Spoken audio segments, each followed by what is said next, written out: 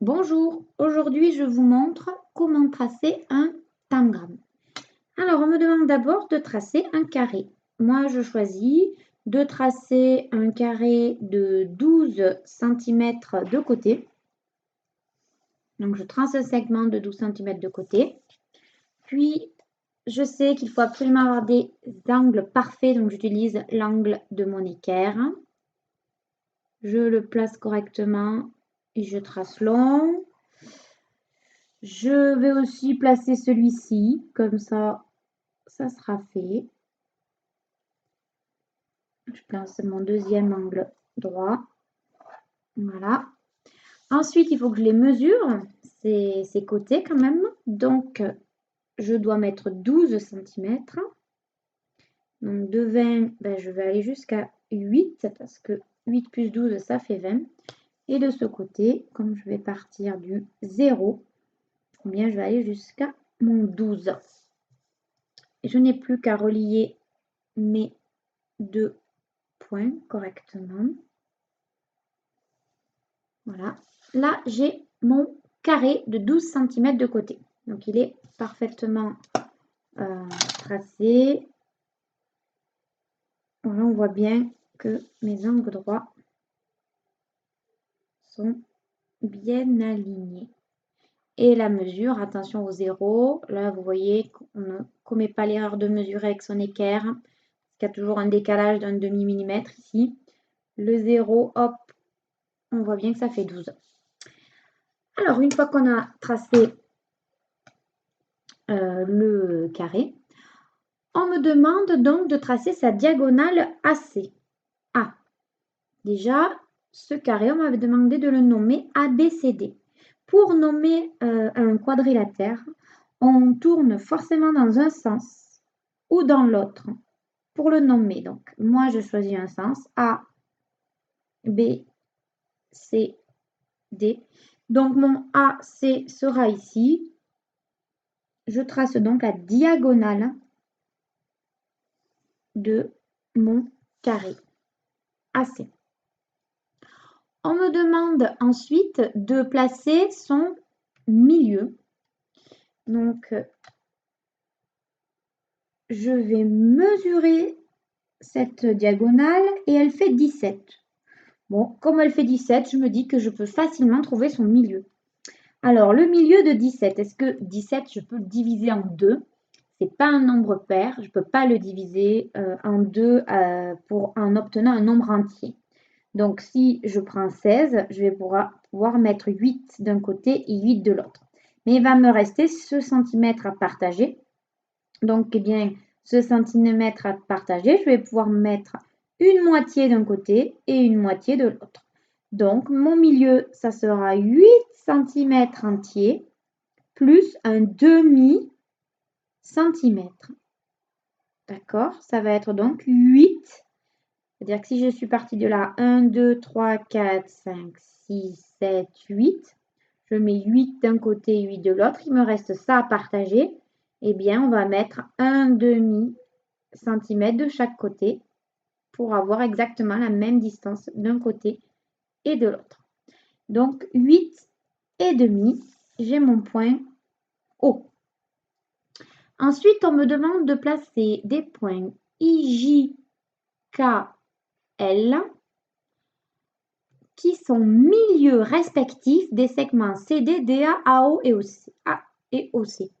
Milieu respectif, eh bien, ça veut dire qu'on va respecter l'ordre. Donc, I, c'est le milieu de CD, J, le milieu de DA, K, le milieu de AO et L, le milieu de OC. Donc, milieu de CD. Le CD, il est là. DC, CD, c'est pareil. Le milieu de 12, la moitié de 12, c'est 6. Facile. Je mets immédiatement le point I pour ne pas l'oublier.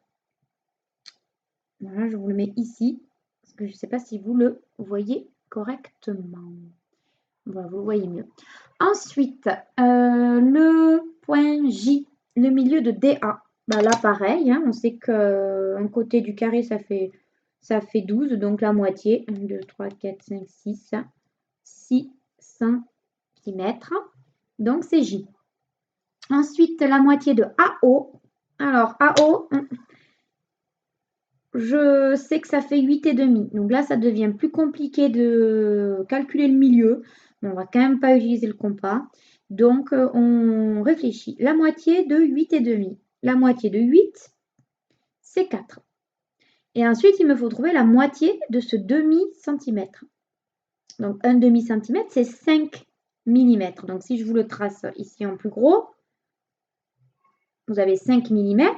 Je vais en mettre 2 d'un côté, je vais en mettre 2 de l'autre. Et là, il va falloir le partager. Donc, je vais mettre un point entre les deux. C'est-à-dire que je vais mettre un point entre le 1, 2, 3, 4, 5, entre le deuxième millimètre et le troisième millimètre. J'y vais. Donc, le 8, je le divise en 4. 1, 2, 4 et 4. Donc, je suis au 4.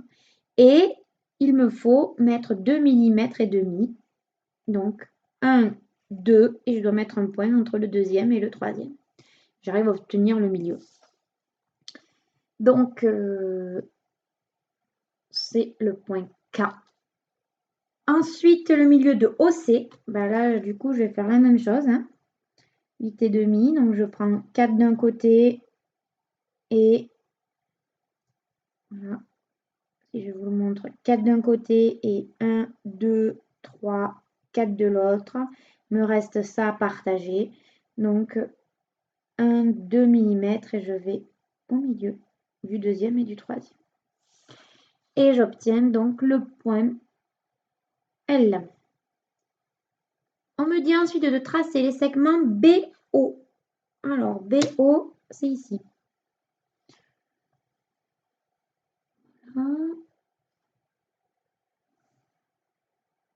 Alors, moi-même, j'aurais même dit de tracer plus long ici, mais vous verrez pourquoi après. IJ, IJ,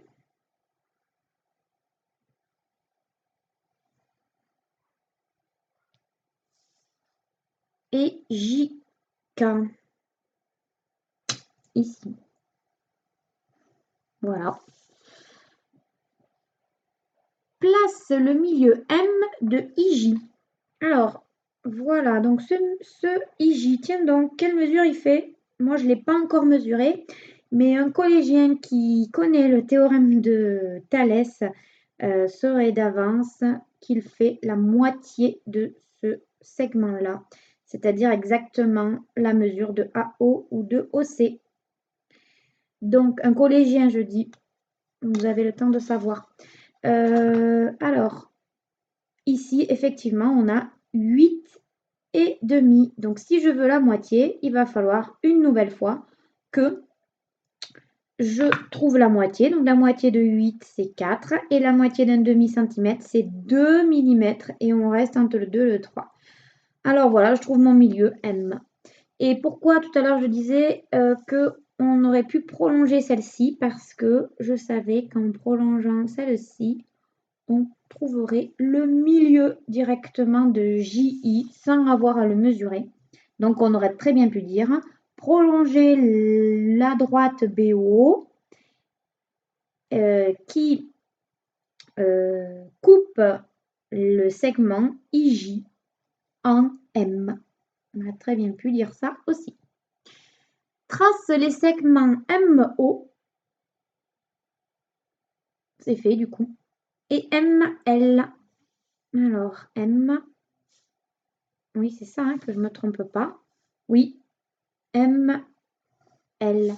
Voilà, donc